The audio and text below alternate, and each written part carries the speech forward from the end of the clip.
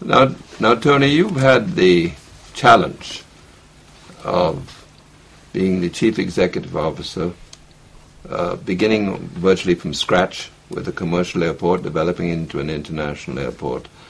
But you have a remarkable history of your own in aviation. I know that you're former director of civil aviation. How many years were you director of civil aviation for? Kate, I was the director of civil aviation in Guyana for over 15 years.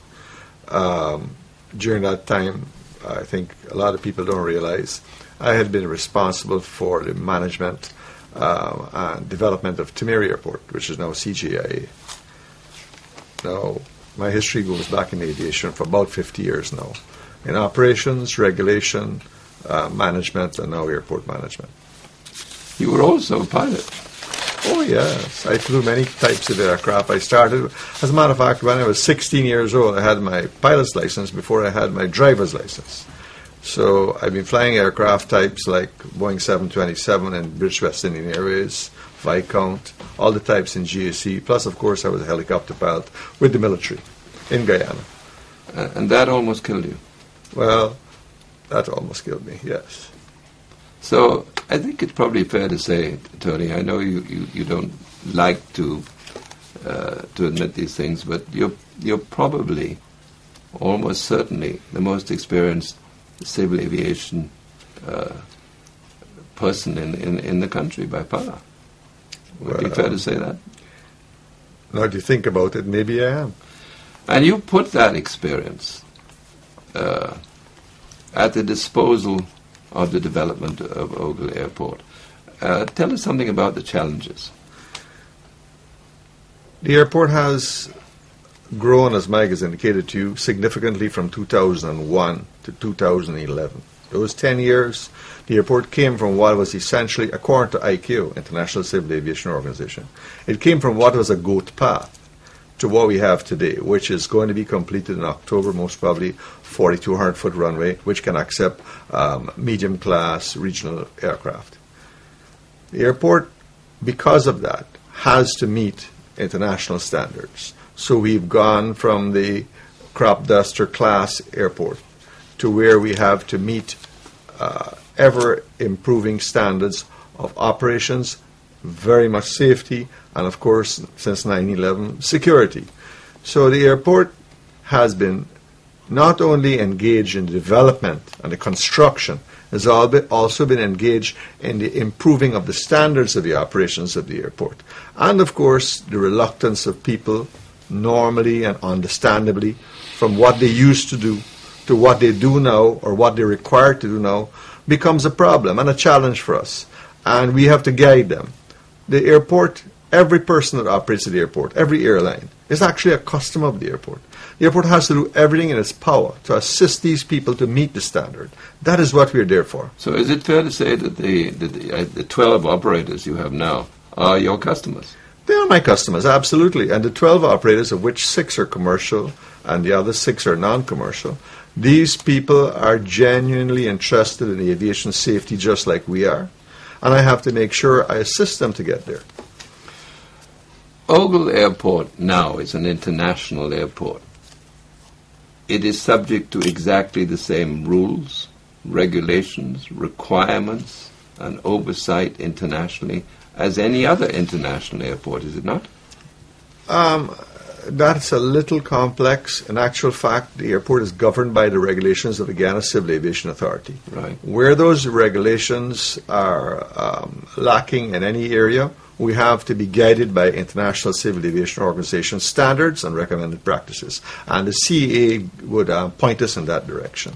So everything we do has to meet international standards, yes. So when you say it's governed by the civil aviation regulations of Guyana, how does that find itself in terms of a management document? The airport is required to produce many procedural documents. The main procedural document is the Airport Operations Manual. This operations manual comes out as a development from the airport itself based on what it foresees and its vision for its own operations. The Guyana Civil Aviation Authority then audits that document and approves it. So they sign off on it, Absolutely. and they continuously audit it. And they continuously audit the airport. We've just gotten our certification for 2012 a few days ago. And I want to bring this point out very strongly. Am I correct in saying, therefore, that in managing the airport, you have to conform to the requirements of the operations manual? Absolutely. It becomes more or less the procedural document which guides all operations at the airport, yes. And if you didn't conform, you would be in violation of the GCAA requirements. Absolutely. And you'd be called to boot for it. Absolutely.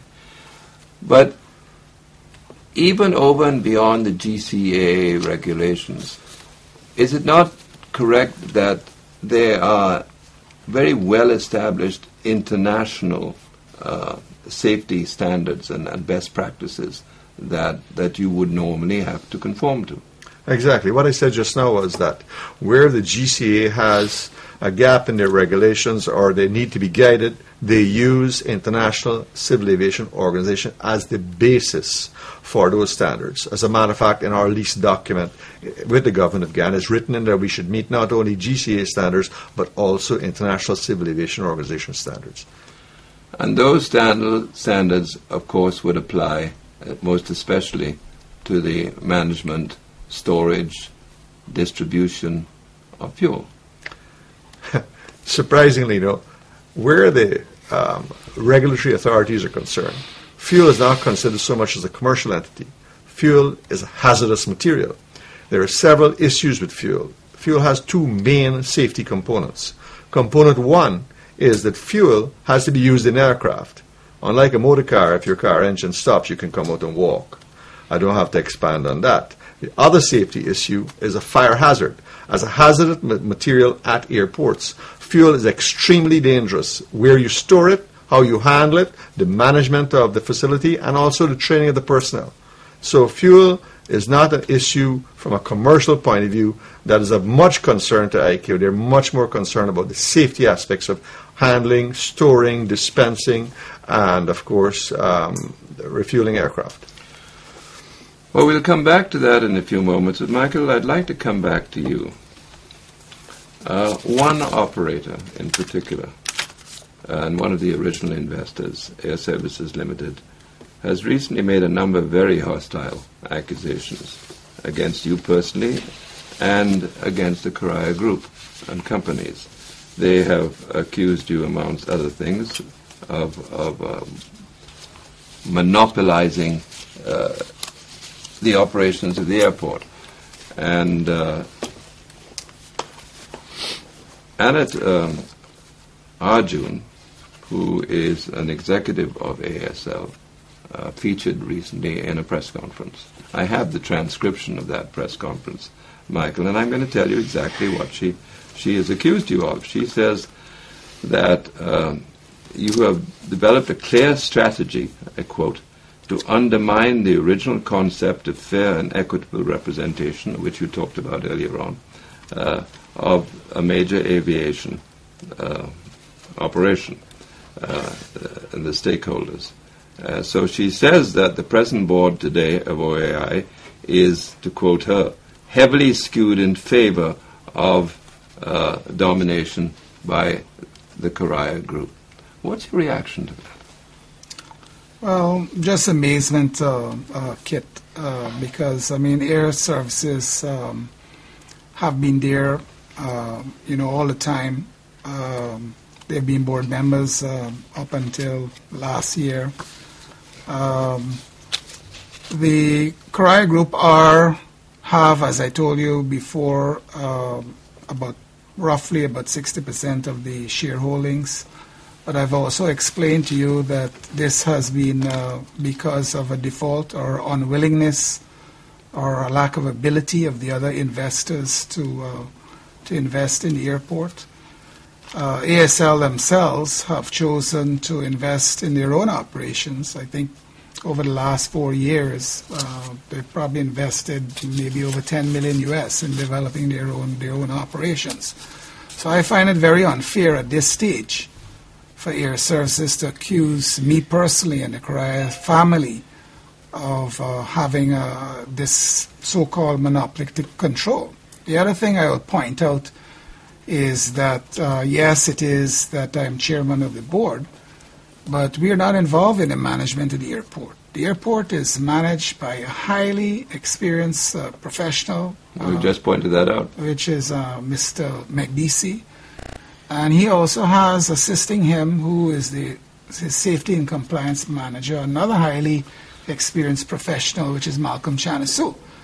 And I can tell you, everybody in the aviation community knows that there's no way that Mike Correa could tell Malcolm Chanisu or Tony McDeasy or influence him in any way as it relates to safety and safety procedures on the airport.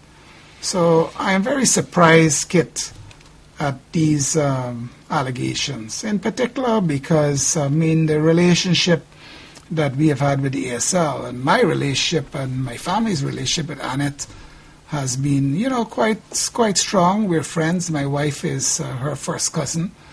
And I find that some of the things that's been saying has been untrue.